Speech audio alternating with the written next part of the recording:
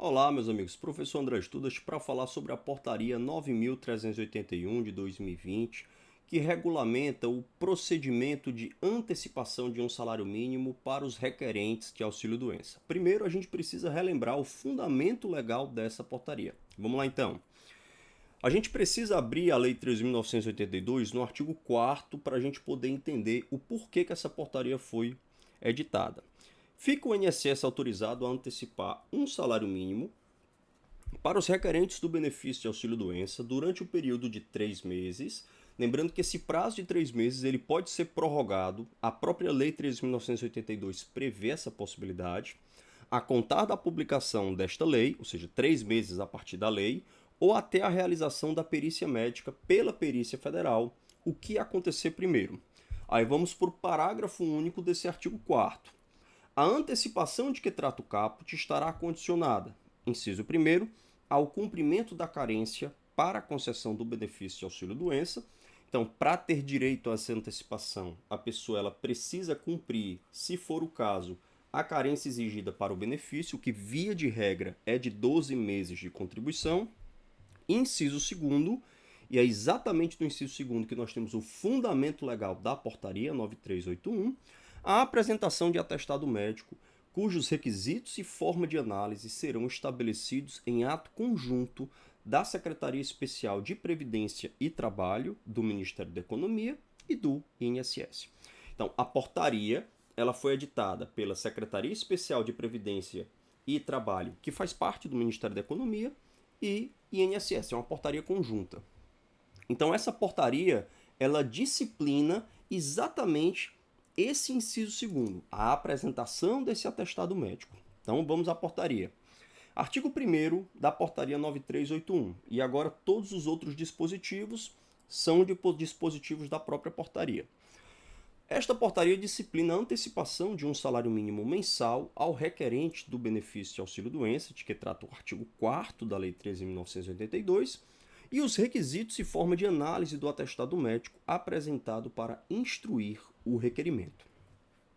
Essa portaria, lembrando que ela entra em vigor na data da sua publicação, que foi 6 de abril de 2020. Então, artigo 2º da portaria.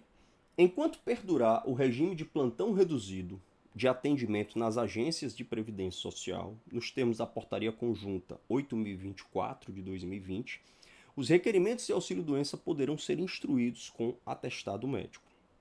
Então, basicamente, a parte, pelo artigo 2º, vai ter que apresentar atestado médico.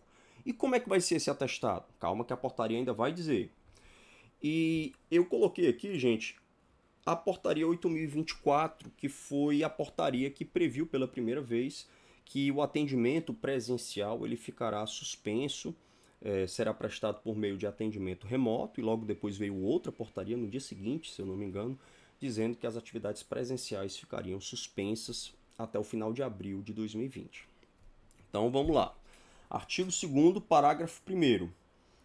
O atestado médico deve ser anexado ao requerimento por meio do site ou aplicativo Meu INSS, ou seja, pela própria internet, mediante declaração de responsabilidade pelo documento apresentado, e deve observar cumulativamente os seguintes requisitos. Esse Meu INSS, na próxima imagem eu vou mostrar para vocês como é o site, só para ficar mais fácil de entender.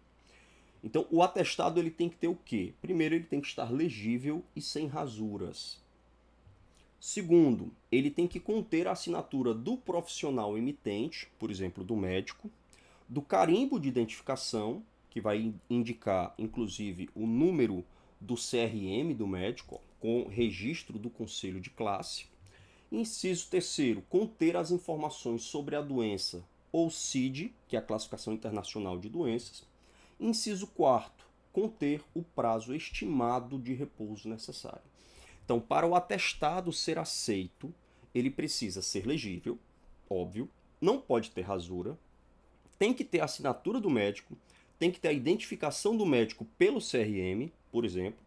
Inciso 3º, tem que conter as informações sobre a doença, dizer que a causa do afastamento é em razão da doença X, ou indicar o CID respectivo.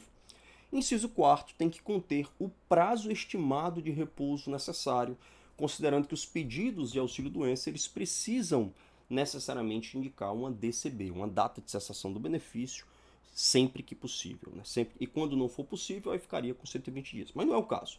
Então o atestado médico ele tem que dizer, olha, sugiro afastamento por 30 dias, sugiro afastamento por 20 dias. Essa aqui é a página do meu INSS, você vai aqui no link meuinss.gov.br. Se você já tiver senha, você entra por aqui. E se você não tiver senha, você faz aqui pelo serviço sem senha. Muito provavelmente isso deve ser feito por intermédio desse link, agendamentos e solicitações. Tá bom, gente? Parágrafo 2º. Os atestados serão submetidos à análise preliminar, na forma definida em atos da Subsecretaria da Perícia Médica Federal, da Secretaria da Previdência e do INSS. Então nós ainda teremos um outro documento que vai indicar como deve ser feita essa análise preliminar. Nós já sabemos o que precisa ser analisado, agora a gente precisa de um outro documento que vai ser editado pela Perícia Médica Federal da Secretaria de Previdência e do INSS para dizer como é que vai ser feita essa análise preliminar. Parágrafo 3º. A emissão ou apresentação de atestado falso ou que contém informação falsa configura crime de falsidade documental e sujeitará os infratores, os responsáveis, às sanções penais e ao ressarcimento dos valores indevidamente recebidos. É um dispositivo totalmente óbvio que se a pessoa apresentar um atestado médico falso e isso for devidamente comprovado, ela responderá criminalmente. Tá bom, gente? Por enquanto, o que nós temos aqui? Nós temos que, num primeiro momento, será feita uma avaliação preliminar com base no atestado ou nos atestados apresentados. Lembrando que o atestado ele precisa cumprir aqueles requisitos que eu já apresentei para vocês. Precisa ser legível, não pode ter rasura, tem que ter o nome do médico, o número do CRM, tem que ter a CID e o período de afastamento. Então essa avaliação preliminar, ela vai dar direito a quê? A antecipação de um salário mínimo para os requerentes do auxílio-doença. Num outro momento, mais para frente, nós teremos, quem sabe, a perícia médica que vai fazer a conversão dessa antecipação em um auxílio-doença. Tá bom? Mas isso a gente vai ver um pouquinho mais adiante. Artigo 3º. Observados os demais requisitos necessários para a concessão do auxílio-doença, inclusive a carência quando for exigida, a antecipação de um salário mínimo ao requerente, de que trata o artigo 4º da Lei 13.982, será devida a partir da data do início do benefício, determinada nos termos do artigo 60 da Lei 8.213 e terá duração máxima de 3 meses. A portaria fala em duração máxima de 3 meses, mas lembrando que a própria Lei 13.982 prevê a possibilidade de esse prazo ser prorrogado. Então, acredito que se esse prazo, numa eventualidade, ele for prorrogado, deverá sair uma nova portaria indicando uma nova duração máxima dessa antecipação de um salário mínimo. Tá bom, gente? Ou até a realização da perícia pela Perícia Médica Federal. Então, a gente já tinha comentado sobre isso, que a própria Lei 13.982, ela fala o seguinte, duração ou de 3 meses, a contar da lei, ou a partir da data da perícia, ou até a data da perícia, o que acontecer primeiro. Parágrafo único. Reconhecido em definitivo o direito do segurado ao auxílio-doença, seu valor será devido a partir da data de início do benefício, deduzindo-se as antecipações que já foram pagas na forma do CAPT. O que significa isso, gente? Significa o seguinte, quando a pessoa tem direito ao auxílio-doença no valor de um salário mínimo, nós não vamos aplicar esse parágrafo único, porque a antecipação é de um salário mínimo. Então, se o auxílio-doença definitivo for de um salário mínimo, então o encontro de contas ele bate certinho. Então, um salário mínimo era o que eu teria direito e eu recebi um salário mínimo. Fechou. Mas existe a possibilidade de a pessoa ter direito ao auxílio-doença em valor superior ao salário mínimo. E a legislação só autoriza a antecipação de um salário mínimo. Então, é exatamente essa hipótese que é disciplinada pelo parágrafo único da portaria. Então, vamos a ele, com um exemplo, para ficar mais fácil. Imaginemos que nós temos um atestado indicando que a pessoa está incapaz desde 5 de março, mas ele só fez a provocação administrativa, DER, data da entrada do requerimento, no dia 7 de abril. e a portaria é do dia 6, tá bom? Então, no dia 7 de abril, houve a provocação administrativa. Percebam que ele demorou mais de 30 dias para fazer o pedido administrativo, então não tem como retroagir ao início da incapacidade. Então, o benefício, quando devido, será devido a partir, nesse caso, do requerimento administrativo. Dia 20 de abril de 2020, houve uma análise preliminar favorável. Então, o que foi que aconteceu? A portaria já estava valendo, então ele apresentou o atestado médico. O atestado médico cumpriu todos os requisitos disciplinados na portaria. Digamos que já tivesse saído o ato conjunto da Perícia Médica Federal que vai disciplinar a metodologia e deu certo. O médico entendeu que realmente a pessoa teria direito, a priori, a um afastamento tal como indicado no atestado médico particular. Então, a análise preliminar ela foi favorável. Todos os requisitos foram atendidos.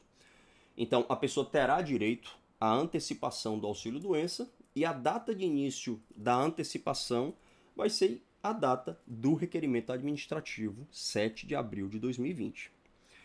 E o valor antecipado, nós já vimos, ele sempre vai ser de um salário mínimo.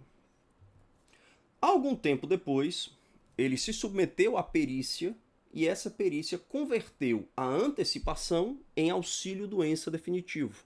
Quando eu falo definitivo, não estou dizendo que é um benefício definitivo, estou dizendo que o auxílio-doença já virou auxílio-doença. Então, nesse caso, o que vai acontecer? Digamos que, hipoteticamente, no nosso exemplo, o valor do auxílio-doença a que esse segurado teria jus seria de R$ 1.750. Então, como é que eu vou proceder aqui? Simples, eu vou fazer um acerto de contas. Então, acerto de contas, 1.750, que é o valor do benefício, menos o que ele já recebeu, R$ 705. Digamos que essa situação ela perdurou durante 3 meses, exatamente 3 meses. Então, eu vou multiplicar essa diferença aqui de R$ 705 por 3, então ele terá direito a R$ 2.115 a título de atrasados. Tá bom, gente? Por quê? Porque ele teria direito a um auxílio-doença de 1.750 e ele só recebeu uma antecipação de um salário mínimo. Eu preciso fazer esse acerto de contas depois que houver a concessão do auxílio-doença e pagar os atrasados, que seriam devidos aqui desde o requerimento administrativo. Tá bom? Vamos em frente. Pode-se pedir a prorrogação da antecipação? Vamos ver o que diz a portaria. Observado o prazo máximo previsto no artigo 3º, o beneficiário poderá requerer a prorrogação da antecipação do auxílio-doença com base no prazo de afastamento da atividade informado no atestado médico anterior ou mediante a apresentação de novo atestado médico. Então vamos com um exemplo explicar isso direitinho. Vamos imaginar que a pessoa ela apresentou um requerimento administrativo e nesse requerimento ela instruiu esse requerimento com um atestado médico particular, indicando que ela teria direito a 20 dias de afastamento desde 8 de abril de 2020. Então, esses 20 dias eles acabariam no dia 28 de abril de 2020 e a pessoa ela tem direito de fazer o pedido de prorrogação a partir de 15 dias que antecedem a cessação do benefício. Então, se a gente antecipar 15 dias aqui, então a partir do dia 13 de abril ela poderia fazer o pedido de prorrogação da antecipação. Então, digamos que ela tenha feito. Ela vai ter que apresentar um novo atestado médico. Esse novo atestado médico vai gerar a necessidade de uma nova avaliação preliminar e de uma nova data de cessação do benefício. Então ele vai ter que apresentar um novo atestado. Digamos que nesse novo atestado o médico sugere mais 20 dias. Então vai passar novamente pelo crivo da avaliação preliminar e se a avaliação preliminar der o ok, o benefício dele vai cessar 20 dias depois. Tá bom? Lembrando que ele não vai poder ficar sem receber o benefício. Tranquilo? Vamos lá. Esse talvez seja o artigo mais complicado da portaria. O beneficiário será submetido à realização da perícia pela Perícia Médica Federal após o término do regime de plantão reduzido, que ninguém sabe quando vai acontecer. A priori, esse término do regime de plantão acaba no dia 30 de abril, ninguém sabe se vai ser prorrogado. após o término do regime de plantão reduzido de atendimento nas agências da Previdência Social. E aqui nós temos três incisos, três possibilidades, que indicam, são possibilidades de que o segurado será submetido à realização da perícia. Vamos para a primeira.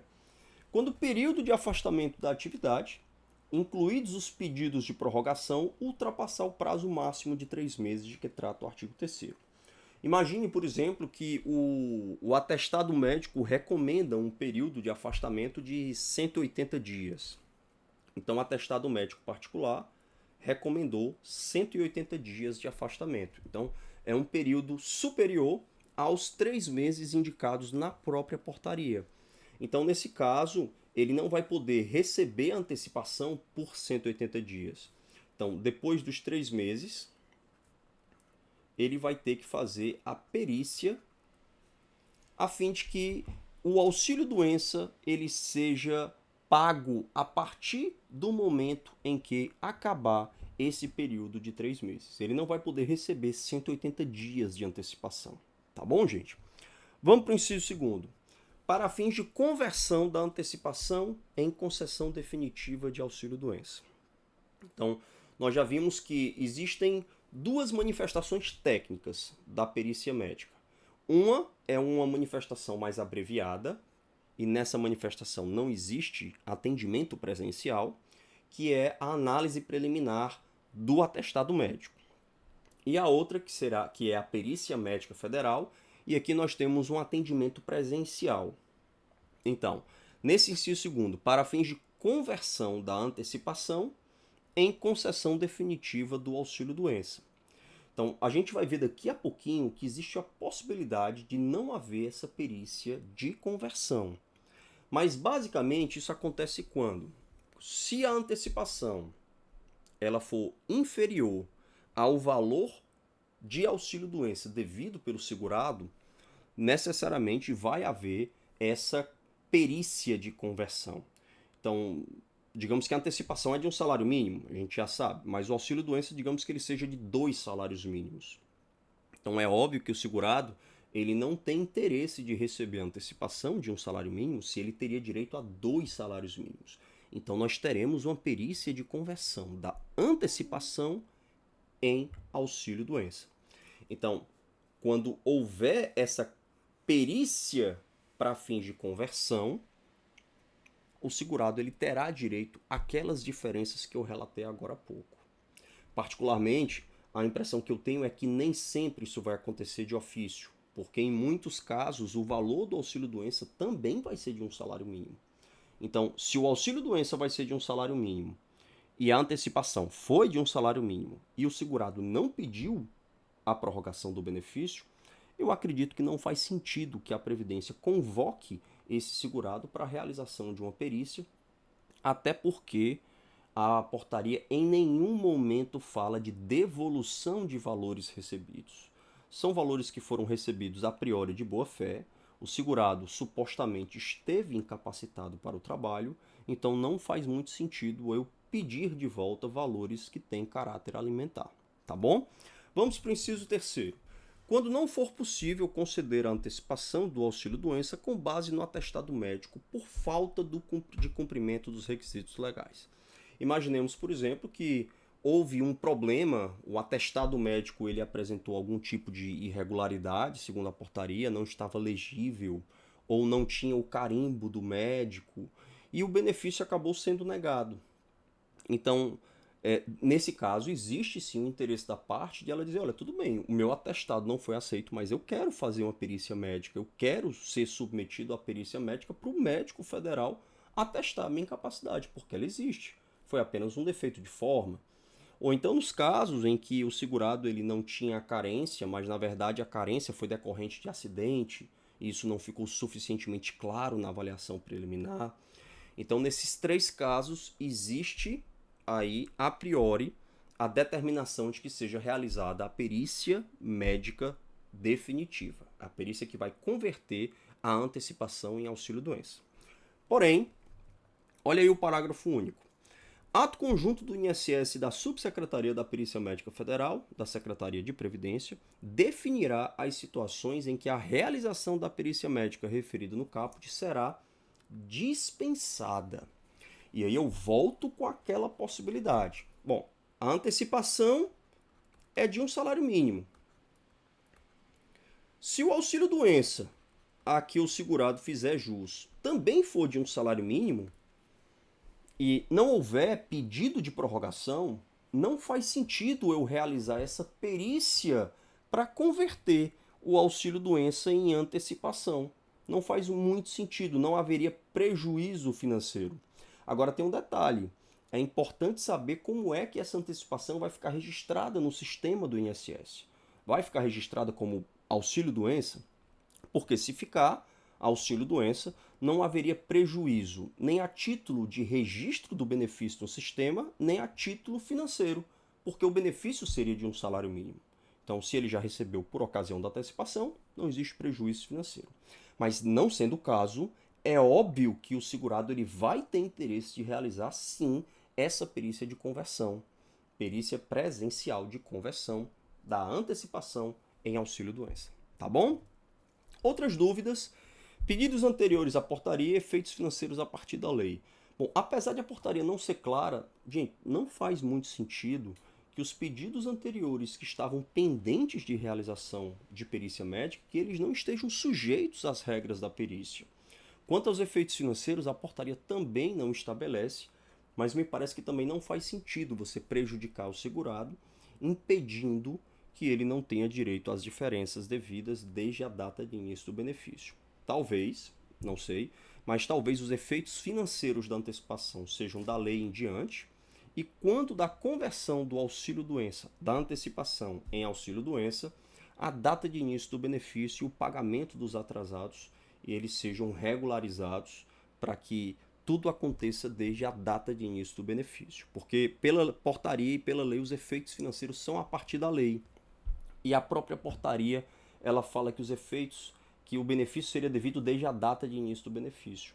Mas a gente sabe que se ele for pedido dentro de 30 dias, então DER e incapacidade.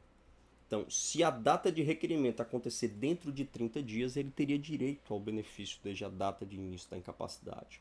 Então, nós temos aí uma contradição dentro da legislação, mas me parece que os efeitos financeiros da antecipação, eles não podem ser anteriores à legislação, à Lei 13.982. Em compensação, quando houver a conversão da antecipação em auxílio-doença, aí me parece que seria sim possível retroagir esses valores, fazer um acerto financeiro, tá bom? E outra dúvida é se nós vamos aplicar a regra parecida para os benefícios que estão sendo levados para o judiciário e estão aguardando a realização de perícia médica. Bom, particularmente, me parece que sejam coisas diferentes, porque quando o benefício ele vai para o Poder Judiciário, ele já tem um indeferimento do INSS. O benefício ele já foi analisado e foi negado pelo INSS, e o ato pericial administrativo ele goza de presunção de legitimidade. Então acho que as coisas são diferentes. Por outro lado, se esse segurado ele poderia pedir um novo auxílio-doença, e a administração ela pagaria essa antecipação, por outro lado, há bons argumentos também para defender a concessão de tutela antecipada nesse primeiro momento na justiça. Então, é uma questão interessante. Outra possibilidade é o Poder Judiciário tentar acelerar a realização de perícias médicas por meio de mecanismos como a teleperícia. Outra possibilidade é que o Poder Judiciário condicione a concessão de tutela antecipada à apresentação de atestados novos, porque aí faria algum sentido. Olha, aquele atestado velho, beleza, não aceitou, eu não vou aceitar porque o médico do INSS já negou e ele tem presunção de legitimidade. Mas o atestado novo, você poderia fazer um novo requerimento administrativo, então não faz sentido eu negar agora para você a tutela antecipada. Então, isso aí a gente vai precisar de um tempo para que essa questão seja acomodada tanto no campo administrativo, no âmbito da administração, como também no âmbito da justiça. Tá bom, gente? Era isso. Então, espero ter esclarecido alguns pontos. Assim, o texto ele é novo, é um texto um pouco genérico. A portaria, ela inclusive faz referência algumas vezes a poderar, então sem deixar as coisas muito claras. Então, realmente ainda nós teremos algumas confusões, algumas controvérsias a respeito da antecipação do benefício de auxílio-doença. Tranquilo, gente? Então ficamos por aqui. Um abraço para vocês e fiquem bem.